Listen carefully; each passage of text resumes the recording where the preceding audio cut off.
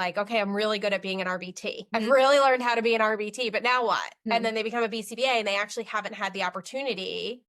There's no contingencies in place that have allowed them to learn how to be a BCBA.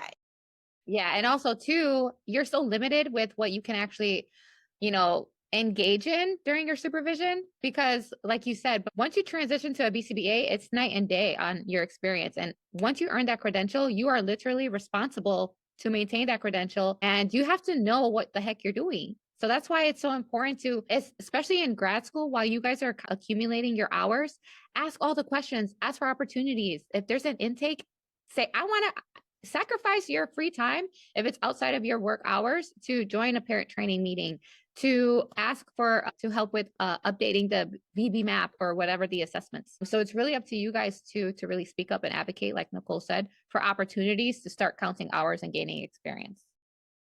And that's also too, Nicole, something is when you are working in the field, guys, essentially you could get paid for your hours, especially your direct hours. These actually offer, they'll pay for some students to do unrestricted at a lower rate, which I think is great.